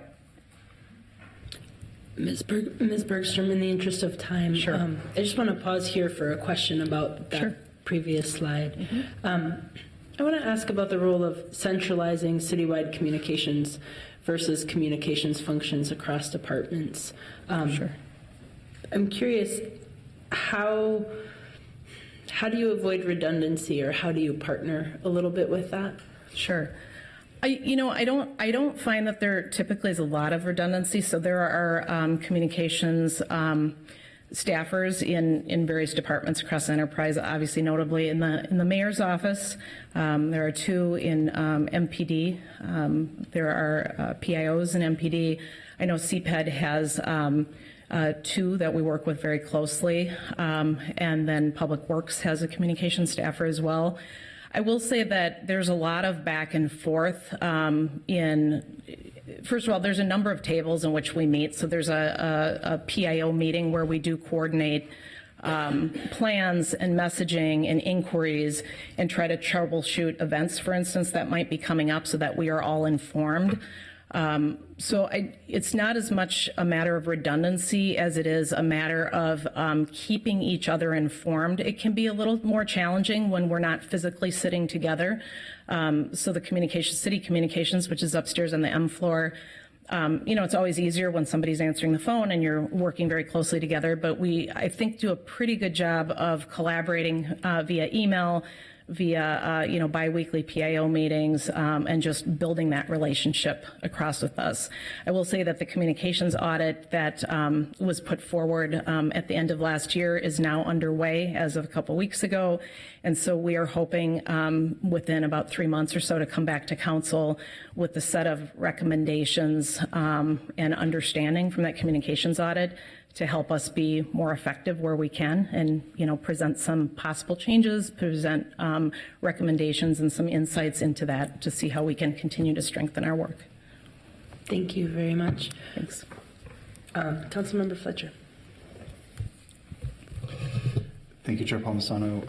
I saw in the digital component of this, you talked about how some of the way that people experience meetings like this, Sure. which is not super well attended in the room, but hopefully some people will see, as we do this, and part of why we do these meetings is for transparency. Does part of your plan moving forward include televising more of the meetings that are happening here at City Hall? I've gotten requests around, for example, the Planning Commission Committee of the Whole and the Heritage Preservation Commission and some of the other kind of important meetings that people have been showing a lot of interest in and haven't had that kind of digital access to. Sure. The short answer is yes. I do have plans. We would need to add FTE capacity in order to get the staff work done, especially for those later afternoon and evening meetings. But right now the plan would be to, because we have heard a lot about that. We've heard about that from council members. We have heard that from the public. We've heard that from members of the media, that they would like greater transparency and more options for seeing that, both live as well as in playback form.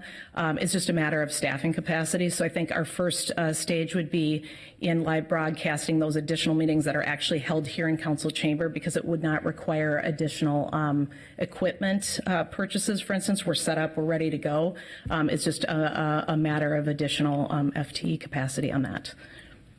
Thank you. Thank you. Without any further questions that I see, I'm going to ask, I know we want to have a greater conversation about the public access TV and of our work and continued relations with MTN. I'm going to ask that we maybe do that at the next enterprise meeting instead, just so we have time to give a full consideration to the 311 department and not have to move them to a future results meeting. So thank you very much. Appreciate that. Thank you very much. Oh, I'm sorry. A word from the council president. Thank you. I'll be brief, but I do just want to underscore. I think there were several themes in your presentation that will be a part of the work that's going on with what's the audit of our communications capacity and some of the planning work that you're doing based on the staff direction from Chair Palmisano. But I just wanted to note that we are experiencing, I think, the culmination of years of changing dynamics around how the city communicates and changing needs for city communications. So I think even the fact that newsrooms have less research capacity in them means that we get texts from reporters at 3 p.m. asking complex questions that I would consider to be like data research as council members. So I can just imagine the kinds of questions that you're getting as staff in our communications department and the amount of work that you're being asked to do. As one example, the needs of our social media communications, I think, are placing higher burden on our communication staff. And then, I think my colleagues know this, but I have interest in understanding how we can better support council members' offices in our communications needs. And as you mentioned, the mayor's office has a number of communications staff, but we really rely on our communications staff within the coordinator's office in addition to our 2 aides who are also answering the phones and doing our schedule and doing all of the other things. And particularly, I think, as council members are taking on these, and department heads, department staff, taking on these bigger complex issues like minimum wage and safe and sick time and policing issues and housing issues, our communications needs are evolving and changing as well. So all of that puts a lot of of pressure on what I would consider a relatively small staff.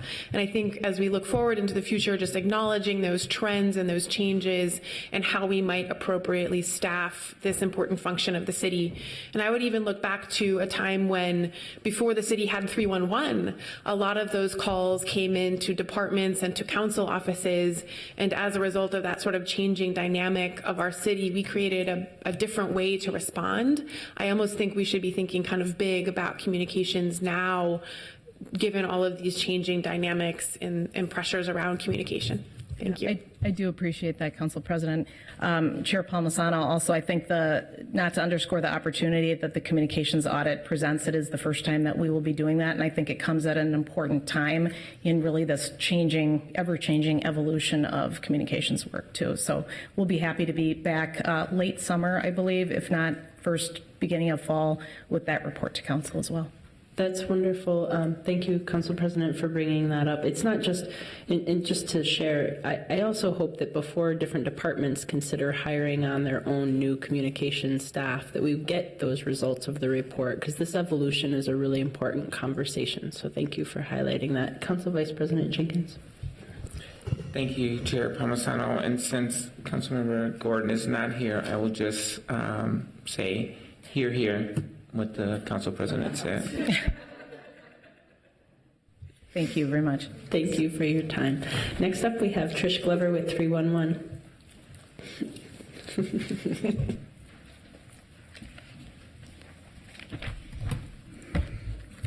Good afternoon.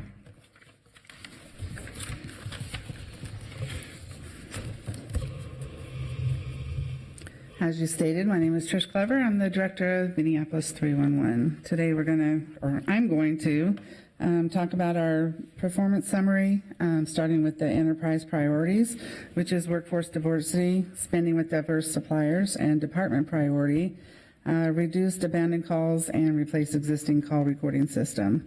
28 performance talks a little bit about our service level, and our service level is we want to answer 65% of the calls within 20 seconds.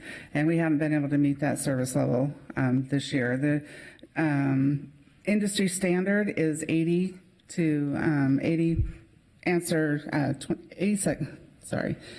calls within 20 seconds.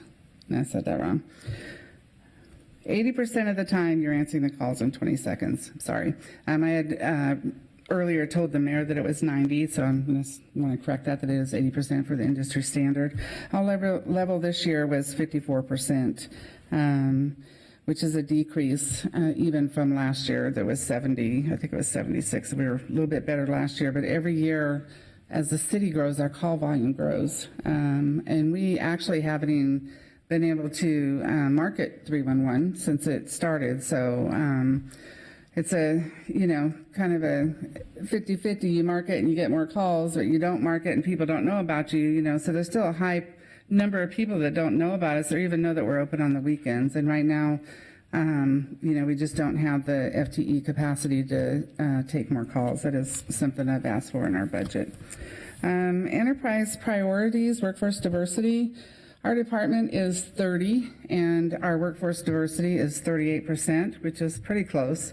Typically, call centers are heavy-handed in women. Women are the typical people that work in the call centers. However, I am seeing an increase in men that are coming to our interviews, and we have hired a few this year, but it's a pretty good increase from what it was before. We do work with HR to expand our recruiting. We attend events with them, but that's kind of hard for us as well because of the hiring process.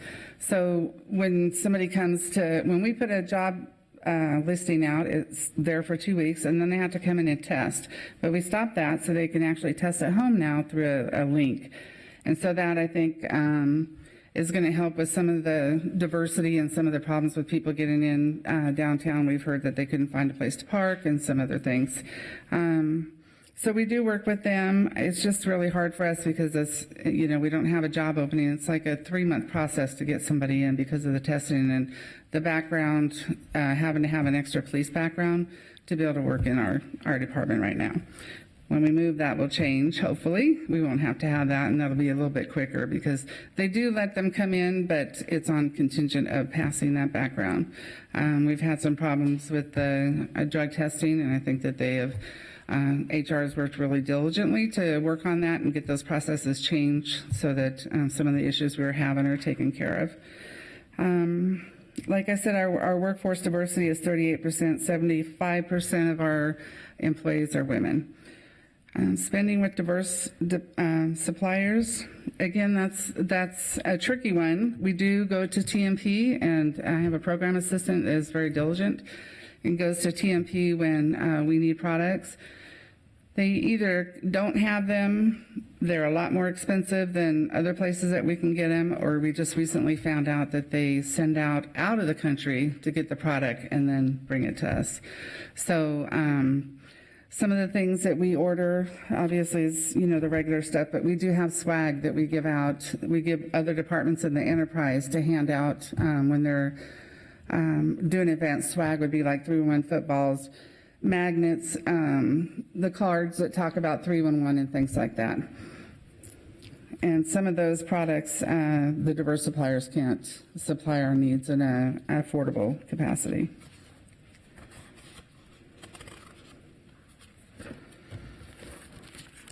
So we'll go to department priorities right now. Last year, 2018, sadly, we had 31,200 abandoned calls. That means 31,200 people called us and hung up in queue for some reason. That could explain the increase in our email volume that we're seeing, but we're trying to work on that. Actually, today we instituted a callback feature, so if you're on hold for a minute, then we give you the option to have us call you back. You actually get the option 3 times, so after a minute, and then 3.5 minutes, you get another option if you decided that you want to hold, and then when there's 10 calls in queue, you automatically get that option. So we're hoping that that will help with some of the abandoned calls, having agents to be able to call them back. But it's a pilot program that we're going to try it for 90 days and see how it works. It may not work out, but we're hoping that it does.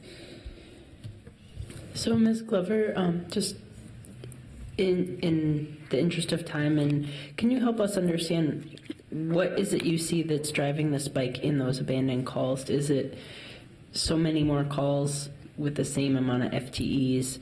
I see that you're trying to address it in certain ways, and that's really helpful, but what do you think is driving a spike in abandoned calls? Chair Palmisano, council members, it's exactly that. It's the abandoned calls are people are getting tired of holding. Don't have enough agents that are answering phone calls due to sick calls, vacation, just the amount of FTEs that we're afforded to begin with. We have supervisors taking calls. We have my program assistant taking calls. We have an analyst taking calls. So we're putting everybody on there that we can possibly put on to take phone calls, and we still just cannot meet the needs. The city is growing. I think when the census is done, you'll see that it's grown quite a bit, and that's just where it's at. I mean, some people will hold and some people won't, but I mean, we have no way of knowing how many times a person called and hung up. It could be one person called 10 times, and as soon as they heard that recording, they hung up. Sure. So, and it takes a minute to get through all the recordings to get that option. I see. I understand you even put the mayor on sometimes to take 311 calls. Is that the case?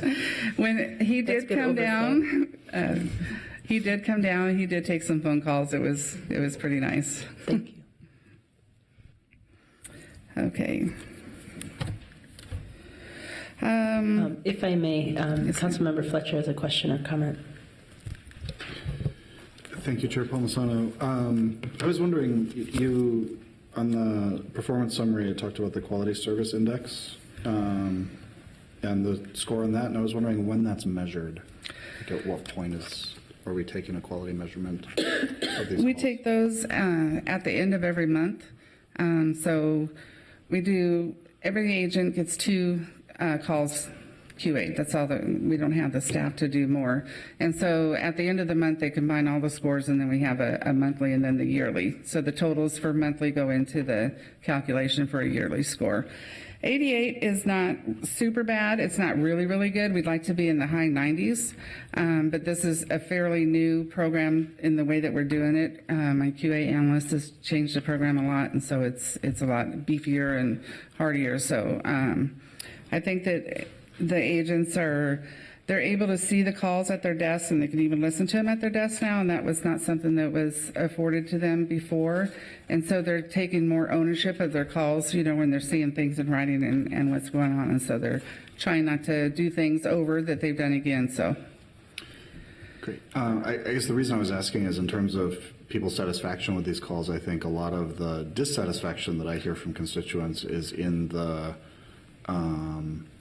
resolution of the calls and the way that gets reported to them. So they might have a pretty good experience, and I think typically people do have a pretty good experience with 311 callers. I think they do a very good job on the phone relating to people and taking in the information. But then, for example, we just reported one our office did about it was a trucks routinely parked in a bike lane, and it was resolved. Not still there on arrival, which was sort of obvious, right? Like with a specific truck we called about wouldn't have still been there when somebody went out to look at it. But also the other resolution that we got was that's not actually a bike lane, which is totally not true. We were there, we saw it. And I think we get a lot of reports that's sort of illustrative of. That feels like a thing that happens quite a bit where information comes back that feels inaccurate. So I guess I'm wondering, like, does that quality service include a measurement of the resolution, or is it really looking at the call and the interaction at the time that it's happening at intake? Chair Palmisano and Councilmember Fletcher, it is on the calls that come in, so we don't have we can't do quality assurance on the resolving. We can do first call resolution, but once the call is entered, once our agents enter a service request, it's gone. We have nothing else to do with it. So when they go out and they mark it's not a bike lane or it's not there anymore, that's the other departments that are doing that. And so I think that's the misunderstanding that some people, your constituents, our customers, think that we take care of everything. You call us and 311 does everything when it goes on to the departments to do that. When we get those complaints, we reach out to the resolving department. I know I reached out to Clara, with some of the issues, and she'll, it just trickles down. They go down to theirs, but there's not a whole lot that we can do other than go to the department heads, and we do that. Sorry. Thank you. I do think that warrants more discussion with some of those resolving departments, in particular Public Works and their estimated time for resolving some issues. I know is something we've talked about at length. We have two more people in queue. We have Councilmember Cunningham and then Goodman. Thank you, Madam Chair. Thank you so much for this presentation and all of your work. As the council member for the ward that has had the most 311 calls every single week since I've been in office, I feel I am obliged to ask a question. So I have a couple. So the first is, and I apologize, I may have missed you explaining this, but why have we seen a drop in FTEs? Well, so there's been FTEs that haven't been able to get through the training. That just, after we hired him, and they just were not a good fit.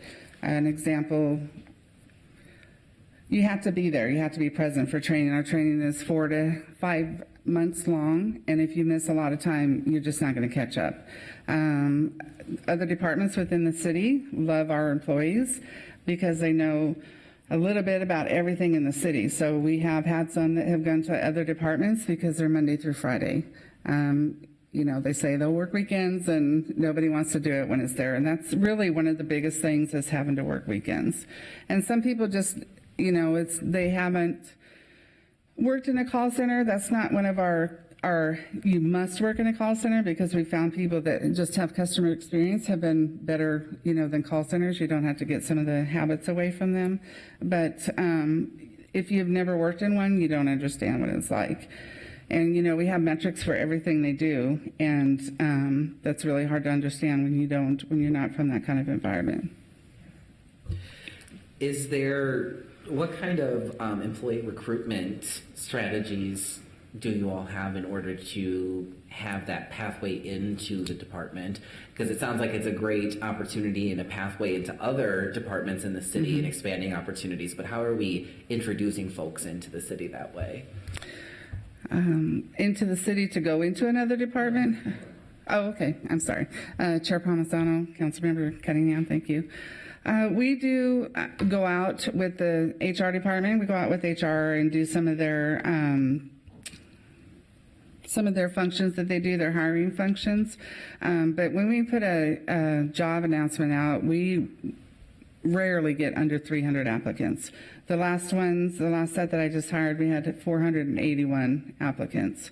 And we can break that down to how many made it through, just the first part of it, and then how many went through training and stuff. So I know that's basically what we do is we put the job thing up, and then we go with HR when they're doing. So people of color is one that we've attended regularly, and so it takes such a long time to get hired, with my department, and because of everything that we have to go through, we're government. It's not the same as going to, a private business and you have an interview and you're hired, you start, 2 weeks later.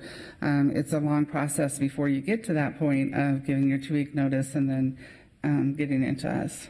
And we're longer than a lot of the other departments. Are people paid during that period, those 4 to 5 months? Oh, yeah, okay, absolutely. I just wanted to make sure. Yeah. It's like, wait a second. Okay, yeah. And then my last question is, do you track engagement through the 311 app? And how does that play into the service levels? Engagement as far as what? Like how many calls requests? we get? Oh, absolutely. Yeah, like through yeah. 311. And so is that calculated into this, or is it just through calls? This is just calls. This doesn't include the mobile app at all.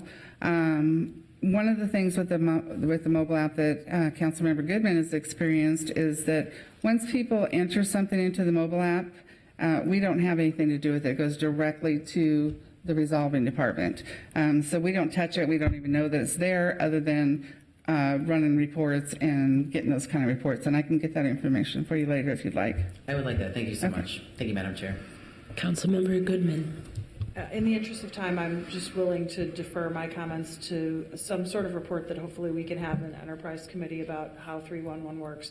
I've obviously been in touch with them a lot. My issue has to do with anonymous calls to 311 and the ongoing harassment of 311 operators via anonymous calls. Often people not from the city who, for example, might drive into town and not find a parking space.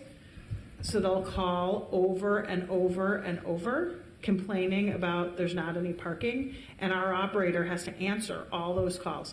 I really think it's important for us to have every 311 call be documented by a phone number or an email address so that we know when people are calling that they're actual residents of the city, or if they're frequent flyers, if they've called multiple, this person actually left their name and contacts 311, I'm not kidding, like in the same day, 15 or 20 times, in this case over parking, not having a parking spot. Right. Now they won't call now that the parking fees have been raised, they probably won't call it off, but who knows? So I think we should talk about 311 in the Enterprise Committee.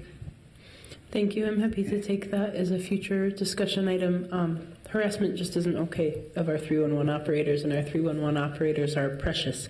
They're a gateway to other city departments. But we're struggling to keep them within the department. Right. So thank you very much for your time. I have some other additional things that I think we should add to that future discussion, in particular about the app and the preciseness of the location services within that app. So we'll work together offline to figure out who might need to be part of that conversation.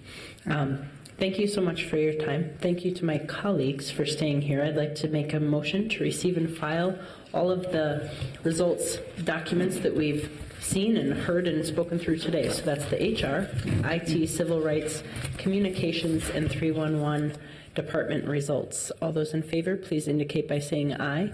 Aye. Opposed? That carries. Thank you very much. This meeting is adjourned.